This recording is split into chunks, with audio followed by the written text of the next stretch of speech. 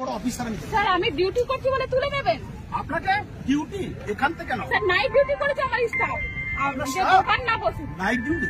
Night আপনিই বলেছিলেন। কে ছিল প্রদীপ বাবু? কে নাইট ডিউটি করতে বলেছে? স্যার আপনি বলেছিলেন যে দোকান না বসে আপনি রাত্রিবেলা কেন কাটলেন আমি জানতে চাই। রাত্রিবেলা কেউ কাটেনি। এগারোটার সময় কেটেছেন? কি বলেন? কেউ কাটেনি। হ্যাঁ ঠিক আছে, আর তোমরা রাত্রিবেলা যে বসিয়েছো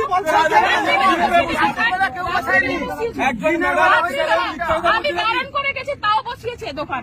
আপনারা ওয়েট করতে পারলেন না? আমি তো বললাম বসবো, আমি বসবো,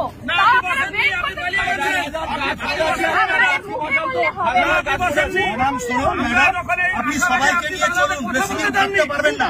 আপনার আয়ু 7-8 দিন 10 দিন। আমি আপনাকে বলছি কে বিড অফিসার আমি জানি ফরেস্টের কি কাজ হয়, কত বড় দুর্নীতি আমরা সব জানি। আমার জানি বিড অফিসারের বিরুদ্ধে কি আছে আমি জানি পাবলিকের। আমি কিন্তু ফাঁস করে দেবো সব বিধানসভা। আপনি আমাকে চিনেন না, আমি ওই সমুদ্রে ওসব কথা বলবেন না আপনি আমাকে। আপনার সাথেও নেই, ওদের সাথেও পার্সোনাল নেই। আপনি এখানে থাকবেন না, ওরা থাকবে সারা বছর। এরা এখানে আতঙ্কে রাত্রিবেলা থাকে, জল মাথায় নিয়ে ওসব কথা বলবেন না।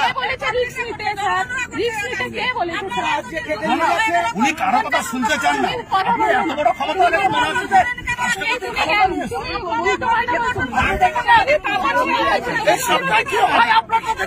জনগণকে গুন্ডা বললেন না ম্যাডাম? এই জনগণের পয়সা বেতনটা পাচ্ছেন, এই জনগণের পয়সা। এরা গুন্ডা নয়, গুন্ডা হলে গুন্ডাগিরি অনেক কিছু করতে পারতো।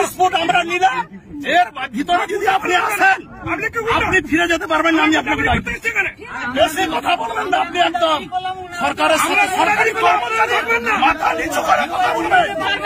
আপনি আমাদের কর্মচারী মাথা নিচু করে কথা বলুন, কথা বলুন।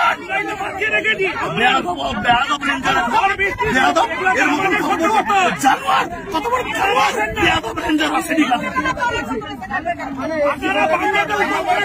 ভদ্রভাবে হবে না, যে ঠাকুর যে পুরে এইসব ডাং নিয়ে পূজা করা কখনো বুঝবেন। এলাকা নিয়ে সিএম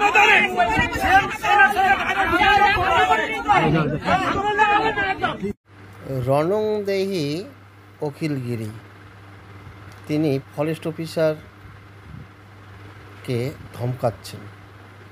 তিনি বলছেন যে আপনি সরকারি কর্মচারী, মাথা নিচু করে থাকবেন, আপনার সময় 7 থেকে 10 দিন।